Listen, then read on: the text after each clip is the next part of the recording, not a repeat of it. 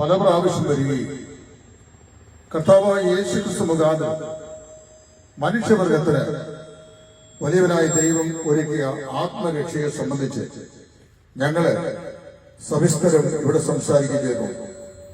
കഴിഞ്ഞ നാളുകളിൽ തദ്ദേശവാസികളായ നിങ്ങൾ ഞങ്ങളുടെ ആത്മീയ ശുശ്രൂഷയിൽ ഞങ്ങളോട് കാണിച്ചിട്ടുള്ള നിശ്ചയമായ സഹകരണത്തിനും സ്നേഹത്തിനും കർത്താവിന്റെ വലിയ നാമത്തിൽ ഞങ്ങൾക്കുള്ള നന്ദി ഈ സമയത്ത് ഞങ്ങൾ പ്രാരംഭമായി പ്രകാശിപ്പിക്കുന്നു. ഞങ്ങളുടെ അസ്ഥിയിൽ നിന്ന് അസ്ഥിയും മാംസത്തിൽ നിന്ന് മാംസവുമായ ഞങ്ങളുടെ പ്രിയപ്പെട്ടവർ, നിങ്ങളുടെ ഈ ലോക ജീവിതത്തിന്റെ അപ്പുറത്ത് നിങ്ങളും ഞാനും അഭിമുഖീകരിക്കേണ്ടി വരുന്ന അതിഭയാനകമായ ഒരു മരണാനന്തര അനുഭവത്തെ സംബന്ധിച്ച് നിങ്ങളെ ഉദ്ബോധിപ്പിക്കുവാനായിട്ടാണ് ഞങ്ങള് ഈ സമയത്ത് കടന്നു വന്നിട്ടുള്ളത്. ഞങ്ങള് ഇവിടെ പറയുന്ന വിഷയങ്ങൾ ഏതെങ്കിലും ഒരു മതസംഹിതയല്ല, രാഷ്ട്രീയ തത്വശാസ്ത്രമല്ല, സാമൂഹ്യ ശാസ്ത്രമല്ല, മറ്റ് യാതൊരു കാര്യങ്ങളുമല്ല. ഞങ്ങളിവിടെ പറയുവാൻ ആഗ്രഹിക്കുന്ന വിഷയം കർത്താവായ യേശുക്രിസ്തു മുഖാന്തരം മാനവ ജാതിക്ക് വേണ്ടി ദൈവം ഒരുക്കിയിട്ടുള്ള അതിമഹത്തായ സുവിശേഷം, അതായത് രക്ഷയുടെ മാർഗത്തെ സംബന്ധിച്ചാണ്. ഈ അനുഗ്രഹിക്കപ്പെട്ട സന്ദേശം കഴിഞ്ഞ 2000 വർഷങ്ങളായി ലോകത്തിന്റെ എല്ലാ മുക്കിലും മൂലയിലും അറിയിച്ചുകൊണ്ട് ഇരിക്കുകയാണ്. ഞങ്ങളുടെ പാടിയ പാട്ടിന്റെ ഈരടികളിൽ ഞങ്ങൾ നിങ്ങളുടെ മുമ്പാകെ അവതരിപ്പിച്ച ആ പാട്ടിലെ ആശയം നിങ്ങൾക്ക് മനസ്സിലായി കാണും എന്ന് കർത്താവിൽ ഞങ്ങൾ വിശ്വസിക്കുന്നു. ഞങ്ങളൊരു ക്ഷണമാണ് നിങ്ങൾക്ക് നൽകിയത്. വരുവീൻ, ഈ നല്ല സമയം വൃഥാവാക്കാതെ നിന്നെ യേശു വിളിച്ചെടുത്തു.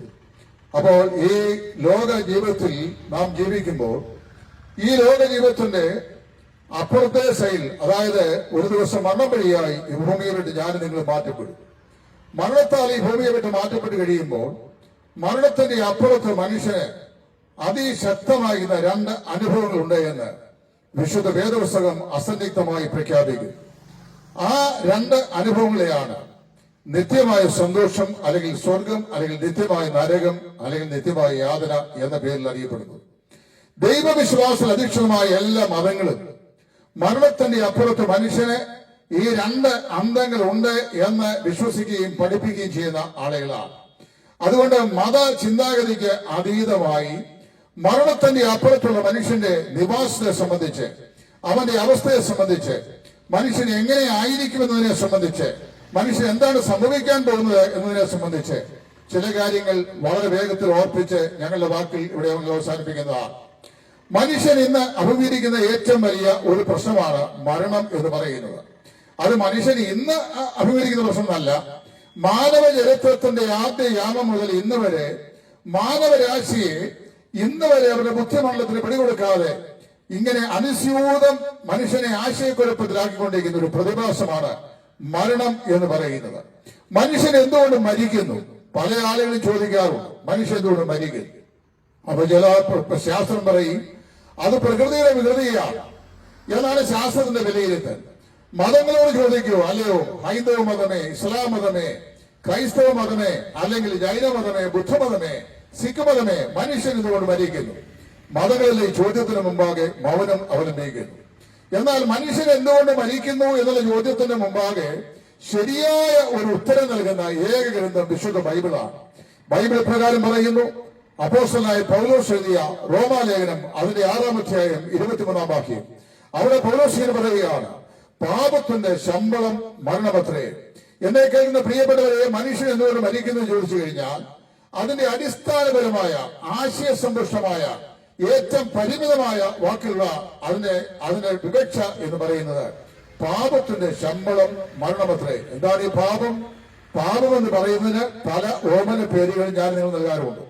മോഷണത്തെ പാപമായി നാം വിധിയെഴുതുന്നു, കൊലപാതകത്തെ പാപമായി നാം വിധിയെഴുതുന്നു, അതുപോലെ തന്നെ വ്യഭിചാരത്തെ പാപമായി നാം വിധിയെഴുതുന്നു.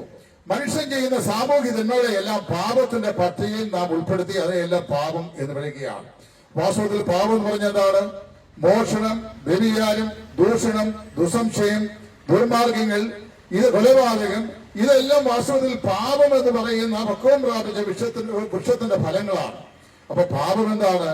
മനുഷ്യനെ കൊണ്ട് ഇത്യാദി തിന്മകൾ ചെയ്യുവാൻ പ്രേരിപ്പിക്കുന്ന ഏതോ ഒരു പ്രേരക ശക്തി ഏത് മനുഷ്യന്റെയും മനസ്സിലുണ്ട്. നിങ്ങൾക്കറിയാമല്ലോ, കഴിഞ്ഞ ദിവസം വർത്തമാന പത്രങ്ങളിലും സോഷ്യൽ മീഡിയയിലും വേണ്ടി വായിച്ചു, നമ്മുടെ കേരളത്തിന്റെ അങ്ങേയറ്റത്തൊരു സ്ഥലത്ത് ഒരു യുവ സ്നേഹിതൻ ഒരു പെൺകുട്ടിയെ വിവാഹം കഴിച്ചു. വിവാഹം കഴിച്ച ശേഷം അവളെ യാത്ര ചെയ്യാൻ അവന്റെ കൂടെ കൊണ്ടുപോവുകയില്ല. പുറത്തെവിടെ പോയാലും അവളെ കൂടെ സേവിക്കാൻ സമ്മതിക്കുകയില്ല. ഏതാനും ദിവസം മുമ്പ് വിവാഹം കഴിച്ച് അവൻ പറഞ്ഞ പരാതി എന്തറിയാവോ? അവൾക്ക് സൗന്ദര്യം പോരായിരുന്നു. ആ പെൺകുട്ടി നിരാശയുടെ നീർച്ചുഴിയിലേക്ക് അമർന്നിട്ട് അവൾ താമസിച്ചു വന്ന വീട്ടിൽ കെട്ടിയാൻ ചെയ്തു. പിന്നെ കഴുത്തറത്ത് കൊലപ്പെടുന്ന കേസുകളൊക്കെ ഈ ദിവസങ്ങളിൽ ധാരാളം നമ്മൾ വായിച്ചുകൊണ്ടിരിക്കുകയാണ്. മനുഷ്യനിങ്ങനെ ആളിനെയും കൊല്ലുകയാണ്. ആർക്കും അതിനെക്കുറിച്ചൊന്നും യാതൊരു പശ്ചാത്താപവുമില്ല. മനസ്സിലായോ? ഈ അടുത്ത സമയത്ത് ഒരു വലിയ പാർട്ടിയെ കൊലപാതകത്തിന് വേണ്ടി പോലീസ് പിടിച്ചപ്പോൾ മിനിഞ്ഞാത്തെ പത്രത്തിൽ ഞാൻ വായിച്ചു. വളരെ രസകരമായി പോലീസ് അദ്ദേഹത്തെ പിടിച്ചപ്പോൾ നിങ്ങളെല്ലാം വായിച്ചായിരിക്കും. രണ്ടുപേരെ തട്ടിയ മുമ്പ് വേറൊരാളെയും തട്ടി, നാലാമത് ഒരാളെയും കൂടെ. അപ്പം ഇതിനെക്കുറിച്ച് എന്തെങ്കിലും പറയാനുണ്ടോ എന്ന് ചോദിച്ചപ്പോൾ നാലാമത്തെ ആളെയും കൂടെ കൊല്ലാൻ കഴിഞ്ഞില്ലല്ലോ എന്നുള്ള ദുഃഖം മാത്രമേ എനിക്കുള്ളൂ എന്നാണ് പോലീസോട് പറയുന്നത്. എത്ര നിഷ്ഠൂരമാണ് മനുഷ്യന്റെ മനസ്സ്, എത്ര കഠിനമായി മനുഷ്യന്റെ മനസ്സ് മാറ്റപ്പെട്ടുകൊണ്ടിരിക്കുന്നു. പ്രിയമുള്ളവരെ, എവിടെയും കൊലയും കൊള്ളിവയ്പും, എവിടെയും മോഷണവും പിടിച്ചുപറിയും, എവിടെയും സാമൂഹ്യമായ അനീതിയും അസ്വസ്ഥതകളും നടപാടിക്കൊണ്ടിരിക്കുന്ന ഒരു കാലഘട്ടത്തിലാണ് ഞാനും നിങ്ങളും ജീവിക്കുന്നത്. ഇതിനെയാണ് ഞങ്ങൾ പാപം എന്ന് പറയുന്നത്. പാപമില്ലാതെ ജനിച്ച ഒരു മനുഷ്യൻ ഈ ഭൂമിയിലില്ല. ലോക ചരിത്രം സൂക്ഷ്മമായി പരിശോധിച്ചാൽ ആദാമിന്റെ സന്തതികൾ പാപത്തിന്റെ അംശമില്ലാതെ ജനിച്ച ഒരു മനുഷ്യൻ പോലും ഈ ഭൂമിയിലില്ല. എന്റെ ഇസ്ലാമിക സുഹൃത്തുക്കൾ, ഞാൻ അവരെ ഏറെ ബഹുമാനിക്കുന്നവരാണ്. അവരുടെ വിശുദ്ധ ഖുർആനിൽ എന്താണ് മുഹമ്മദ് നബി പറഞ്ഞിരിക്കുന്നത്? ആദാമ്യ സന്തതി പരമ്പരകളിൽ ഇബ്ലീസിനാൽ കുത്തപ്പെടാത്ത ഒരേ ഒരു ജന്മമുണ്ടെങ്കിൽ അത് മറിയമിന്റെ മകനായ ഈശോ ആണ്. അതായത് മറിയയുടെ മകനായ ഈശോ ഒഴികെ മനുഷ്യനായി ഭൂമിയിൽ ജനിച്ച എല്ലാ ആളുകളും പാപത്തിലാണ് ജനിക്കുന്നത് എന്ന ബഹുമാന്യനായ മുഹമ്മദ് നബിയും അഭിപ്രായപ്പെട്ടുള്ളത്. ചുരുക്കം പറഞ്ഞു കഴിഞ്ഞാൽ നമ്മുടെ കർത്താവായ യേശു ഈ ഭൂമിയിലായിരുന്നപ്പോൾ ഇപ്രകാരം പറഞ്ഞു: ഒരു വ്യത്യാസവുമില്ല, എല്ലാവരും പാപികളാണ്, എല്ലാ ആളുകളും പാപികളാണ്. പൗലോസ് അപ്പോസ്തലൻ എന്ന് പറയുന്ന മഹാനായ മനുഷ്യൻ ഈ യേശുവിന്റെ പാദാന്തിയെ വന്ന് വീണ് പരിവർത്തന വിധേയനായി ക്രിസ്തുവിന്റെ അനുഗാമിയായി അദ്ദേഹം മാറി. കാലത്തിന്റെ ഇങ്ങേ ധ്രുവത്തിൽ നിന്നുകൊണ്ട് അദ്ദേഹം വിളിച്ചു പറഞ്ഞു: ഒരു വ്യത്യാസമില്ല, എല്ലാവരും പാപം ചെയ്ത് ഒരുപോലെ കൊള്ളാത്തിരിക്കുന്നു. എബ്രായർക്ക് എഴുതിയ ലേഖനം എന്ന് പറയുന്ന ലേഖനമുണ്ട് വിശുദ്ധ ബൈബിളില്. ആ ബൈബിളില് എബ്രായരായ ആളുകളിൽ നിന്ന് ക്രൈസ്തവ വിശ്വാസം സ്വീകരിച്ച് മുമ്പോട്ട് വന്ന വിശ്വാസികളായ ആളുകൾക്ക് അപ്പോസ്തലൻ എഴുതിയാണ്. ആ പുസ്തകത്തിന്റെ 9-ാം അധ്യായം അതിന്റെ ഏറ്റവും ഉള്ളത്തെ വാക്യത്തിൽ അദ്ദേഹം ഇങ്ങനെ പറയുകയാണ്: ഒരിക്കൽ മരിക്കുകയും പിന്നെ ന്യായവിധിയും ദൈവം മനുഷ്യർക്കായി നിയമിച്ചിരിക്കുന്നു. മാറ്റമില്ലാത്ത ദൈവം, മാറ്റമുള്ള ഈ ലോകത്തിൽ മാറ്റമുള്ള മനുഷ്യരെ വെച്ചിരിക്കുന്ന മാറ്റമില്ലാത്ത രണ്ട് നിയമങ്ങളാണ്: ഒരിക്കൽ മരിക്കുക, പിന്നെ ന്യായം വിധിക്കപ്പെടുക. അപ്പൊ നിങ്ങൾ ആർക്കെങ്കിലും മരിക്കേണ്ട എന്ന് ആഗ്രഹിച്ചാൽ സാധിക്കുകയില്ല. മരണം, ഒരിക്കൽ ജനിച്ചാൽ മരണം നിശ്ചയമാണ്. മരണം അത് ഈ പ്രാപഞ്ചികമായ ഒരു പ്രതിഭാസമാണ്, ജീവതത്വശാസ്ത്രപരമായിരുന്ന ഒരു സത്യമാണ്. ആരംഭമുള്ള ഏതിനും പര്യവസാനമുണ്ട് എന്നാണ് ജീവശാസ്ത്രവും പറയുന്നത്. പ്രിയമുള്ളവരെ, ഞാനും നിങ്ങൾ ഒരു ദിവസം മരണത്താല് ഈ ഭൂമിയെ വിട്ട് മാറ്റപ്പെടും. എന്നാൽ ഈ മരണം എപ്പോൾ സംഭവിക്കുന്നതിനെ സംബന്ധിച്ച് ആർക്കും ഒരു പ്രവചനം ഒന്നും പറയാനായിട്ട് സാധിക്കുകയില്ല. എന്തുകൊണ്ട് മനുഷ്യൻ മരിക്കുന്നു, മനുഷ്യന് പ്രവചിക്കാൻ സാധിക്കുകയില്ല. എപ്പോൾ മനുഷ്യൻ മരിക്കും ആർക്കും ഒന്നും പറയാൻ കഴിയില്ല. നിങ്ങൾക്കറിയാമല്ലോ, ഇന്ത്യയിലെ ഹൃദയം മാറ്റി വെക്കൽ ശസ്ത്രക്രിയയിൽ വിദഗ്ധനായിരുന്ന ഡോക്ടർ കെ.എം. ചെറിയാൻ അദ്ദേഹം കഴിഞ്ഞ ദിവസം യവനിക്ക് അപ്പുറത്തേക്ക് മാറ്റപ്പെട്ടു. അദ്ദേഹം ഒരു പ്രത്യേക സമ്മേളനത്തിനായി ഒരു പ്രത്യേക സ്ഥലത്ത് ബാംഗ്ലൂർ വെച്ച് പോയതാണ്. ആ സമ്മേളന സദസ്സിൽ വെച്ച് അദ്ദേഹത്തിന് നെഞ്ചുവേദന അനുഭവപ്പെട്ടു. ഇന്ത്യയിലെ ഏറ്റവും വിദഗ്ധനായിരിക്കുന്ന ഈ ഹൃദയ ശസ്ത്രക്രിയ വിദഗ്ധൻ കെ.എം. ചെറിയാൻ കുഴഞ്ഞു വീണ് അദ്ദേഹം പോയ ആ പ്രത്യേകമായ സദസ്സിൽ വെച്ച് മരിച്ചു. ആശുപത്രിയിൽ എത്തിക്കും മുമ്പേ അദ്ദേഹത്തിന്റെ ജീവൻ നഷ്ടമായി പോയി. ഞാൻ പറഞ്ഞത്, ഹൃദയത്തിൽ ജീവനെ സംരക്ഷിക്കുവാൻ ആവശ്യമായ ആധുനിക വൈദ്യശാസ്ത്രത്തിന്റെ ഉപാധികൾ ജനലക്ഷങ്ങൾക്ക് പറഞ്ഞുകൊടുത്ത, ആയിരക്കണക്കിന് ശസ്ത്രക്രിയ ചെയ്ത മനുഷ്യന്റെ ജീവന്റെ ആയുസ്സിനെ നീട്ടിക്കൊടുത്ത, അനേക ഹൃദ്രോഗികളായ ആളുകൾക്ക് ഏറ്റവും ഇമ്പകരമായ സഹായങ്ങൾ ശുശ്രൂഷകൾ ചെയ്ത ഡോക്ടർ കെ.എം. ചെറിയാനും മരണമെന്ന പ്രതിഭാസത്തിന് കീഴ്പ്പെട്ട് ഈ യവനിക്ക് അപ്പുറത്തേക്ക് മാറ്റപ്പെട്ടു. ഇവിടെ നമ്മൾ ആരും ജീവിക്കാൻ പോകുന്നില്ല, നമുക്കായി നിയമിക്കപ്പെട്ടൊരു സമയമുണ്ട്. ആ സമയം വരുമ്പോൾ ഞാനും നിങ്ങളും ഈ ലോകത്തിൽ നിന്ന് മരണം വഴിയായി മാറ്റപ്പെട്ടേ മതിയാവുകയുള്ളൂ. മലയാള സിനിമാ ലോകത്തെ ഹാസ്യ നടി എന്നറിയപ്പെടുന്ന ആളായിരുന്നു കൽപ്പന എന്ന് പറയുന്ന നടി. അവര് സംസാരിക്കാൻ എഴുന്നേറ്റാൽ ആര് ചിരിക്കും, എല്ലാവരെയും ചിരിപ്പിക്കാൻ കഴിയുന്ന ഹാസ്യ നടി, മലയാള സിനിമാ ലോകത്തെ ഹാസ്യ നടി. പക്ഷേ ആ കൽപ്പന വളരെ ജീവിക്കാൻ ആവശ്യമായ മനോഹരമായ ഒരു ഭവനവും അതിനോട് ബന്ധപ്പെട്ട ജീവിതത്തിന്റെ എല്ലാ അനുകൂല സാഹചര്യങ്ങളും എല്ലാം ഉണ്ടായിരുന്നെങ്കിലും തന്റെ ഏക മകൾ പോലും താൻ മരിക്കുന്ന സമയത്ത് അന്ത്യ നാഴികയിൽ കാണാൻ കഴിയാത്ത നിലയിലാണ് കൽപ്പന മരിച്ച് ഈ ഭൂമിയിൽ നിന്ന് മാറ്റപ്പെട്ടത്. അതുപോലെ തന്നെ കലാഭവൻ മണി നാടൻ പാട്ടുകളെ ജനകീയമാക്കിയ സിനിമാ ലോകത്തെ അതിപ്രേമിയാകുന്ന കലാഭവൻ മണി ഏതാണ്ട് 100 കോടി രൂപയുടെ ആസ്തിയുള്ളവൻ എന്നറിയപ്പെടുന്നു. സ്വന്തമായ എസ്റ്റേറ്റും ഒക്കെ ഉള്ള ആളാണ്. യൗവനത്തിന്റെ ഏതാണ്ട് മധ്യാഹ്നത്തിൽ വെച്ച് തന്റെ കരൾ മുഴുവൻ രോഗം കവർന്ന് എടുത്ത് അശേഷം കരൾ ദ്രവിച്ചിട്ടും അദ്ദേഹത്തിന് മനസ്സിലാക്കാൻ കഴിഞ്ഞില്ല. ആകസ്മികമായി കലാഭവൻ മണി ഈ മണ്ണത്താൽ ഈ ലോകത്തെ വിട്ട് യാത്രയായി. ഞാൻ ഇതിനെ സൂചിപ്പിക്കുന്നത് ചോദിച്ചു കഴിഞ്ഞാൽ തമിഴ്നാടിന്റെ ജനപ്രിയ നേതാവായി ജനകീയ മുഖ്യമന്ത്രിയായി ദീർഘനാളുകൾ തമിഴ്നാടിനെ ഭരിച്ച ശ്രീമതി ജയലളിത 2-3 മാസം മദ്രാസിലെ പ്രശസ്തമായ ഹോസ്പിറ്റലിൽ മരിച്ചു കിടന്നോ അതോ മരണത്തെ അഭിമുഖീകരിച്ചുകൊണ്ട് കിടന്നോ ലോകത്തിന് അറിയാൻ വയ്യ, പുറം ലോകത്തിന് അറിയാൻ വയ്യ. പത്രവൃത്താന്തങ്ങളൊന്നും അതേക്കുറിച്ചൊന്നും റിപ്പോർട്ട് ചെയ്തില്ല. ഒരു സുപ്രഭാതത്തിൽ ജയലളിത ഈ ഭൂമിയെ വിട്ട് മാറി എന്നുള്ള വാർത്ത മാത്രം നാം കേട്ടു. പ്രിയമുള്ളവരെ, ഞാൻ ഈ പറയുന്നതിന്റെ സാരം എന്താണെന്ന് ചോദിച്ചു കഴിഞ്ഞാൽ മരണം അപ്രതീക്ഷിതനായ ഒരു അതിഥിയാണ്. അത് ലോകത്തിലെ ഏത് മനുഷ്യനെയും സ്വാഗതം ചെയ്യും. ധനവാനും മരിക്കും, ദരിദ്രനും മരിക്കും, വിദ്യാസമ്പന്നം മരിക്കും, വിദ്യാവിഹീനം മരിക്കും, സംസ്കാര സമ്പന്നം മരിക്കും, സംസ്കാര വിഹീനം മരിക്കും. മരണത്തിന്റെ കരാള രഹസ്യങ്ങൾ മനുഷ്യനെ പിടിച്ച് ഒതുക്കുന്ന സമയത്ത് അരനിമിഷം മരണത്തോട് യാചിച്ചാൽ മരണദൂതൻ കാത്തു നിൽക്കുകയില്ല. മരണമെന്ന വാതിലൂടെ ഞാനും നിങ്ങളും ഈ ലോകത്തെ വിട്ട് മാറ്റപ്പെട്ടായി വരും. പ്രിയമുള്ളവരെ, എത്രയോ ദൃഷ്ടാന്തങ്ങൾ ഈ വിഷയത്തിലേക്ക് ചരിത്രത്തിന്റെ ഏടുകളിൽ നിന്ന് നമുക്ക് ചൂണ്ടിക്കാണിക്കാനാണ് സാധിക്കും. ലോകത്തിലെ ഏറ്റവും മഹാന്മാരായ ആളുകൾ ലോകത്തെ മുഴുവൻ പോപ്പ് മ്യൂസിക് കൊണ്ട് ആരാധക വൃന്ദത്തെ കൂട്ടിവരുത്തി അമ്പര ചുംബികളായ സൗധങ്ങൾ കെട്ടിപ്പൊക്കി ആഡംബര ഭവനങ്ങൾ ഉണ്ടാക്കി ഓരോ നിമിഷവും തന്റെ ശരീരത്തിന്റെ ചലനങ്ങളെ നിരീക്ഷിക്കുവാൻ 12ലധികം ഡോക്ടർമാരെ അമ്പര ചുംബിയായി തന്റെ സ്വന്തം ഭവനത്തില് സൂക്ഷിച്ചിരുന്ന അമേരിക്കൻ ഐക്യനാടുകളിലെ ഏറ്റവും വലിയ പോപ്പ് മ്യൂസിക് ഗായകൻ അദ്ദേഹം പ്രശസ്തനായിരുന്നല്ലോ. 1989 ഒരു ജൂൺ മാസത്തിൽ ലോസ് ആഞ്ചലസിലുള്ള ഒരു ഹോസ്പിറ്റലിൽ വെച്ച് ഹൃദയസ്തംഭനത്തിന് വിധേയനായി അദ്ദേഹം മരണത്താൽ മാറ്റപ്പെട്ടു. അദ്ദേഹം പറഞ്ഞത് ഏറ്റവും കുറഞ്ഞ ഒരു 150 വർഷമെങ്കിലും ജീവിച്ചിരിക്കണം എന്നാണ്. 50-ാമത്തെ വയസ്സിൽ മരണം പിടികൂടി ഈ ലോകത്തെ വിട്ട് മാറ്റപ്പെട്ടു.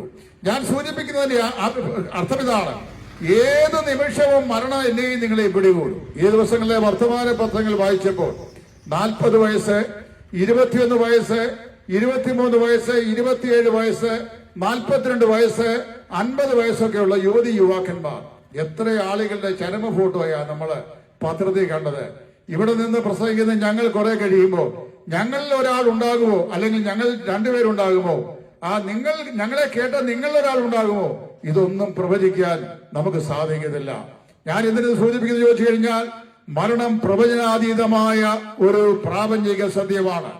1989 ഒരു ആണവ നിരായുധ എന്ന കരാറിനെ സംബന്ധിച്ച് ചർച്ച ചെയ്യുവാൻ അന്നത്തെ അമേരിക്കയുടെ പ്രസിഡന്റായിരുന്ന ജോർജ് ബുഷുമായി സോവിയറ്റ് റഷ്യയുടെ അതിപ്രധാന നേതാവായിരുന്ന മീഖായേൽ ഗർബച്ചോവ് അദ്ദേഹത്തിന്റെ സൈനിക വിമാനത്തിൽ പറന്നുയർന്ന് അമേരിക്കയിലെ വാഷിംഗ്ടൺ DC-യിലെത്തി. അമേരിക്കയിലെ പ്രസിഡന്റായിരുന്ന ജോർജ് ബുഷിന്റെ ഓവൽ ഓഫീസിലെത്തി. അദ്ദേഹം ദൈവവിശ്വാസിയല്ല, വൈരുദ്ധ്യാധിക ഭൗതികവാദത്തിന്റെ അന്തർദേശീയ തലതൊട്ടപ്പനായിരുന്നെങ്കിലും അദ്ദേഹം എന്ത് ചെയ്തു? ആ സംഭാഷണം മുമ്പ് ഓവൽ ഓഫീസിൽ എഴുന്നേറ്റ് നിന്നു. അമേരിക്കൻ പ്രസിഡന്റ് ജോർജ് ബുഷോടൊപ്പം അദ്ദേഹം എഴുന്നേറ്റ് ഓഫീസിൽ നിന്നിട്ട് 2 കരങ്ങളിലും അമ്പലത്തേക്ക് ഉയർത്തിക്കൊണ്ട് ഇങ്ങനെ പറഞ്ഞു: ഈ ആണവ നിരായുധി എന്ന കരാറിൽ ഈശ്വരൻ നമ്മെ സഹായിക്കട്ടെ എന്ന് പറഞ്ഞ് അദ്ദേഹം ചർച്ച ആരംഭിച്ചു. ചർച്ച ഏതാണ്ട് അരമണിക്കൂർ സമയം മുന്നേറി അടിയന്തരമായ അദ്ദേഹത്തിന് ഒരു സിഗ്നൽ കോൾ ലഭിച്ചു. റഷ്യയിലേക്ക് മടങ്ങി വരണം എന്നാണ്. റഷ്യയിലെ ഒരു സംസ്ഥാനം അർമേനിയ ഭൂകമ്പത്തിന്റെ പിടിയിൽ. ഒരു സംസ്ഥാനത്തിന് നല്ലൊരു ശതമാനം ആ ആളുകളെയും കൊണ്ട് ഭൂമി വായു പിളർന്ന് ഭൂമിയുടെ അടിയിലേക്ക് അവരെ ആഴ്ത്തിക്കളഞ്ഞു. ഭൂകമ്പത്തിന് പിടിയിൽ ചർച്ച പൂർത്തീകരിക്കാനാവാതെ മീഖായേൽ ഗർബച്ചോവ് അദ്ദേഹം മടക്കി യാത്രയിൽ മടങ്ങി അദ്ദേഹം സോവിയറ്റ് റഷ്യയിൽ ലാൻഡ് ചെയ്തു. ലാൻഡ് ചെയ്ത സമയത്ത് പത്രത്തിന്റെ ആളുകളും പത്രലേഖകരും എല്ലാം കൂടെ അദ്ദേഹത്തെ വളഞ്ഞു. അദ്ദേഹത്തോട് ചോദിച്ചു, എന്തുകൊണ്ട് നമ്മുടെ സെയ്സ്മോളജിസ്റ്റുകൾക്ക്, അതായത് ഭൂകമ്പത്തെ മുൻകൂട്ടി പ്രവചിക്കുന്ന ഈ നമ്മുടെ ആളുകൾക്ക് സെയ്സ്മോളജിസ്റ്റുകൾക്ക് ഈ ഭൂകമ്പത്തെ കുറിച്ച് സൂചന നൽകുവാൻ കഴിഞ്ഞില്ല.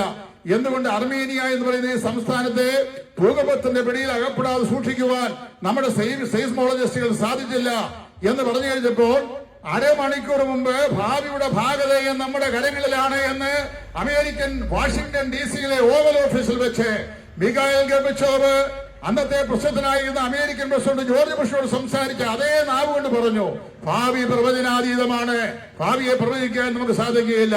പ്രിയമുള്ളവരെ, മരണം എന്നെയും നിങ്ങളെയും പിടികൂടുന്ന നിമിഷമേത് പറയുവാൻ സാധിക്കുന്നില്ല. അത് ഇന്നോ നാളെയോ നാളെ കഴിഞ്ഞോ ജീവിതത്തിന്റെ ഏതെങ്കിലും ഒരു നിമിഷമോ എന്നെയും നിങ്ങളെയും കടന്നാക്രമിച്ചു എന്ന് വരാം. അങ്ങനെ വന്നു കഴിഞ്ഞാൽ ഞാൻ നിങ്ങൾ മരണം വഴിയായി ഈ ലോകത്തെ വിട്ട് മാറ്റിപ്പെടായി വരും. അങ്ങനെ മരിച്ചാൽ എന്ത് സംഭവിക്കും? പല ആളുകളും ചിന്തിക്കുന്ന പാഞ്ചഭൗതിക നിർമ്മിതിയാണ് ഈ ശരീരമെന്നാണ്. അതായത് പഞ്ചഭൂതങ്ങളിലേക്ക് മനുഷ്യൻ മരിച്ചു കഴിഞ്ഞാൽ അവന്റെ ശരീരം അത് ലയിച്ചമരും, പിന്നെ അവന്റെ ആത്മാവ് അത് അന്നത്തിലേക്ക് നീക്കപ്പെടും. അതിന് സമ്പൂർണ്ണമായ ഒരു അസ്തിത്വം ഉണ്ടെന്നും ഇല്ലെന്നും ഒക്കെയുള്ള വാദഗതികൾ ധാരാളം ആളുകൾ നിരത്താറുണ്ട്. യുക്തിവാദികൾ പറയുന്ന ഇതെല്ലാം ഒരു ജൈവരാസപിണ്ഡമാ, ഇവിടം കൊണ്ട് ഇതെല്ലാം അവസാനിക്കുന്നു.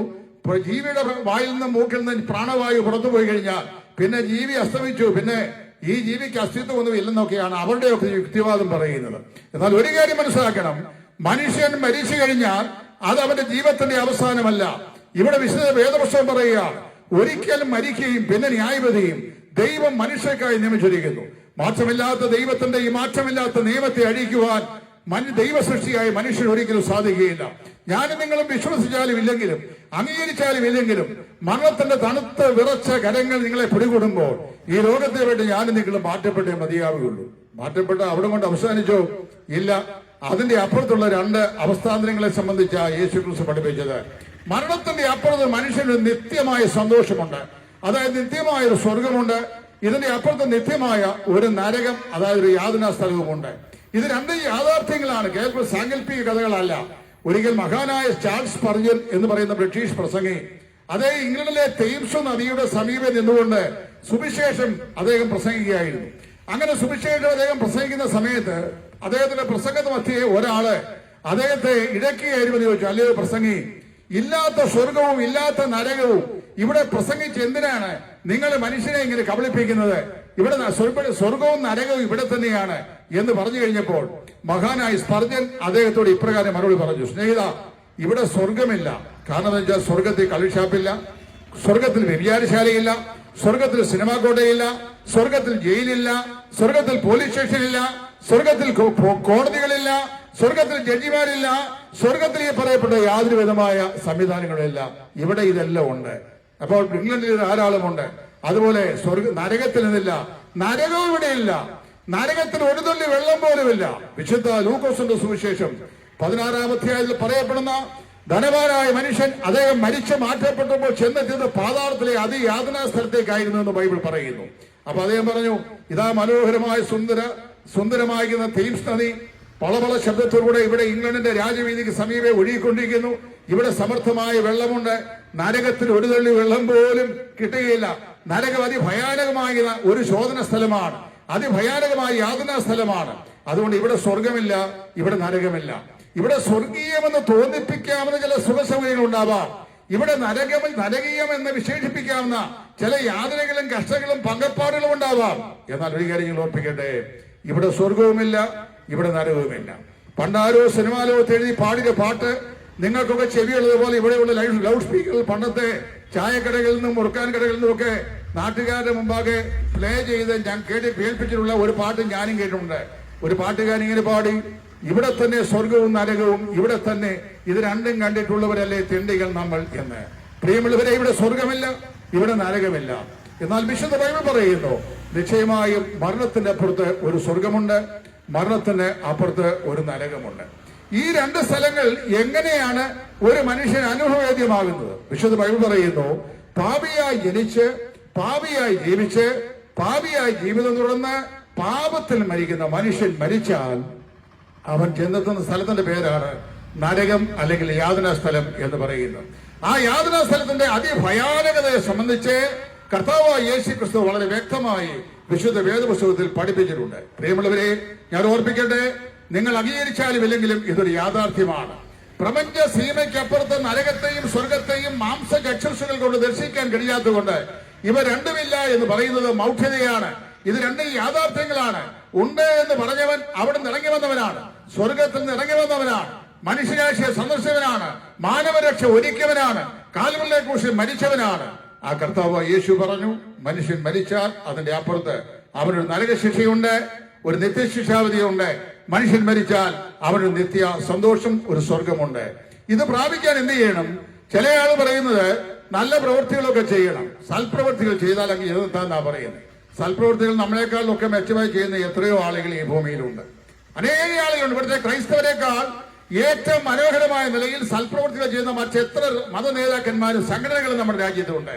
അനാഥശാല നടത്തുന്നവർ, പിന്നെ അനാഥ കുഞ്ഞുങ്ങളെ വളർത്തുന്നവർ, വിശക്കുന്നവർക്ക് ആഹാരം കൊടുക്കുന്നവർ, രോഗികളായ ആളുകളെ ചികിത്സിക്കുന്നവർ, ക്യാൻസർ രോഗികൾക്ക് പ്രത്യേകമായി കെയർ നൽകുന്ന ആളുകൾ, ഫ്രീ ആയി സർജറി ചെയ്ത് കൊടുക്കുന്ന ഹോസ്പിറ്റലുകൾ, അങ്ങനെ ജീവിതത്തിന്റെ കാരുണ്യ പ്രവർത്തനങ്ങളിൽ ഏർപ്പെടുന്ന ധാരാളം ആളുകൾ സംഘടനകളും ഈ ലോകത്തുണ്ട്. സൽപ്രവൃത്തികളാണോ സ്വർഗത്തിലേക്ക് മനുഷ്യനെ എത്തിക്കുന്നത്? അല്ല. വിശുദ്ധ ബൈബിൾ ഇങ്ങനെ പറയുന്നു, കർത്താവായ യേശുക്രിസ്തു ഈ ലോകത്തിൽ വന്ന് ലോകത്തിൽ ജീവിച്ച് കാൽവരിലെ ക്രൂശിൽ മരിച്ച് അരിമത്യയിലെ യോസേഫിന്റെ കല്ലറയിൽ അടക്കപ്പെട്ട് മൂന്നാം ദിവസം ഉയർത്തെഴുന്നേറ്റ് സ്വർഗാരോഹണം ചെയ്തത് എന്തിനു വേണ്ടിയാണ്? മനുഷ്യവർഗത്തിന്റെ പാപത്തിന്റെ പരിഹാരത്തിന് വേണ്ടിയാണ്. കർത്താവായ യേശു ഈ ഭൂമിയിൽ വന്നത് പാപികളെ രക്ഷിപ്പാനാണ്. വിശുദ്ധ ബൈബിൾ പറയുന്നു, ക്രിസ്തു യേശു പാപികളെ രക്ഷിപ്പാൻ ലോകത്തിൽ വന്നു എന്നുള്ളത് വിശ്വാസ്യവും എല്ലാവരും അംഗീകരിപ്പാൻ യോഗ്യവുമായ വചനം തന്നെ. പ്രിയമുള്ളവരെ, ഈ കർത്താവായ യേശു എന്റെ പാപത്തിന്റെ പരിഹാരത്തിന് വേണ്ടിയാണ് 2000 വർഷങ്ങൾക്ക് മുമ്പ് ഈ താണഭൂമിയിലേക്ക് വന്നത്. എന്റെ പാപത്തിന്റെ ഭാവഭാവം ചുമന്നൊഴിപ്പാനാണ് എനിക്ക് വേണ്ടി കാൽവരിലെ ഗോൽഗോഥയിൽ കയറിപ്പോയത്. എന്റെ പാപത്തിന്റെ പരിഹാരത്തിന് വേണ്ടിയാണ് 2 കള്ളന്മാരുടെ മധ്യത്തിൽ ക്രൂശിതനായത്. എന്റെ പാപം ചുമന്നൊഴിപ്പാനാണ് അരിമത്യയിലെ യോസേഫിന്റെ കല്ലറയിൽ അവൻ സംസ്കരിക്കപ്പെട്ടത്.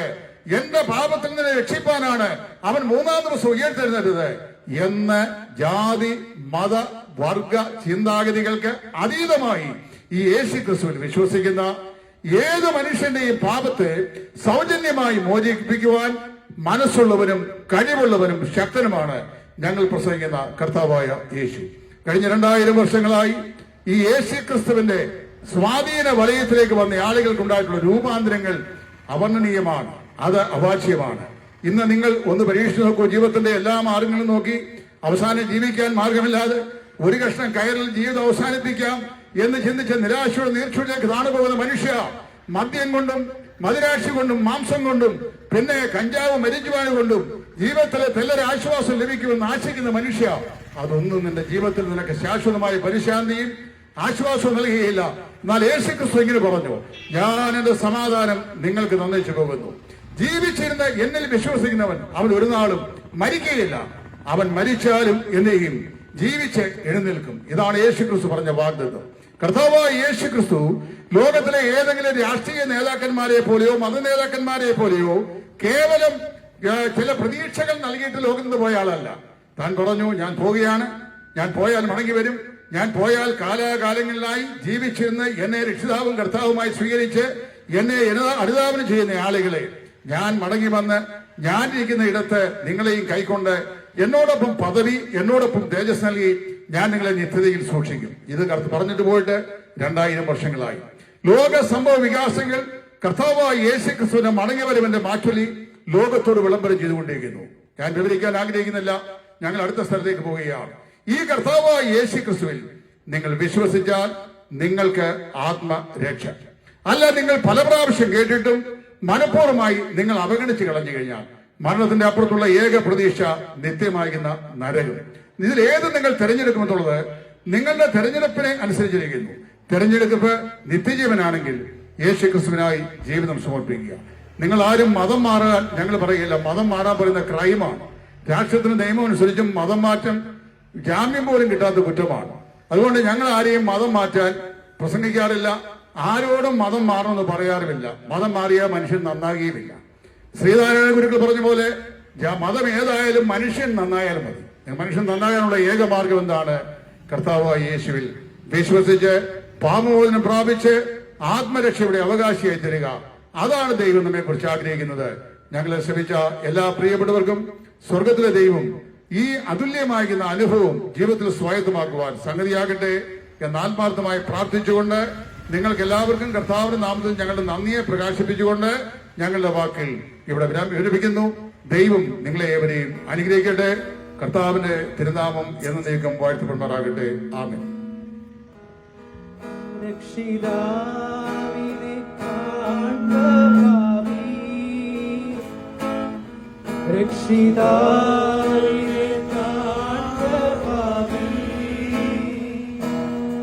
നിന്റെ പേരല്ലയോ നിന്റെ പേരല്ലയോ ഉള്ളം നീ മുഴുവൻ തുറന്നു ഉള്ളം നീ മുഴുവൻ തുറന്നു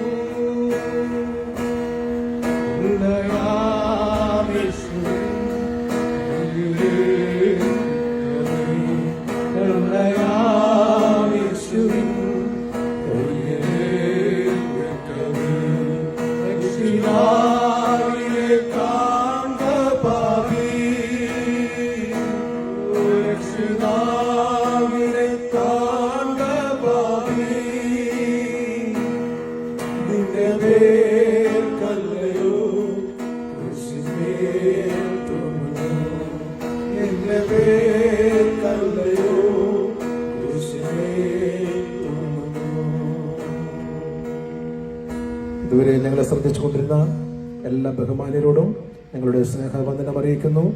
യേശു ക്രിസ്തുവിനെ കൈക്കൊണ്ട് അവന്റെ നാമത്തിൽ വിശ്വസിച്ച് ഒരു ദൈവപൈതലായി തീരുവാൻ, നിത്യരാജ്യത്തിന്റെ ഉടമയായി മാറുവാൻ ഞങ്ങൾ നിങ്ങളെ സ്വാഗതം ചെയ്തുകൊണ്ട് ഞങ്ങളൊരു വാക്ക് പ്രാർത്ഥിച്ച് ഈ മീറ്റിംഗ് ഇവിടെ അവസാനിപ്പിക്കുന്നു. ഞങ്ങളുടെ സ്വർഗീയ പിതാവേ, തിരുനാമത്തിനായ സ്തോത്രം. ഇവിടെ പറയപ്പെട്ട വചനങ്ങൾ ഈ ദേശത്തിനും ഇവിടെയുള്ള എല്ലാ ജനങ്ങൾക്കും അനുഗ്രഹത്തിന് മുഖാന്തരമായി മാറ്റണമേ. കാഹളം ധരിക്കുന്ന നാളിൽ ഇവിടെ അനേകർ കർത്താവിന്റെ വരവിനായിട്ട് ഒരുങ്ങുവാൻ എല്ലാ പ്രിയപ്പെട്ടവരും ഇടവാക്കണമെന്ന് പ്രാർത്ഥിക്കുന്നു. ശുശ്രൂഷിച്ച് ഞങ്ങളുടെ ദാസനെ ബലപ്പെടുത്തിയല്ലോ, അതിനായിട്ട് നന്ദി. ഇപ്പോൾ കർത്താവ് ഞങ്ങൾ മറ്റു സ്ഥലത്ത് കടന്നു പോകട്ടെ, കൃപ കൂടിയിരിക്കണം. പ്രാർത്ഥന കേൾക്കണം. യേശു ക്രിസ്തുവിന്റെ തന്നെ നാമത്തിൽ തന്നെ സ്വർഗീയ പിതാവേ.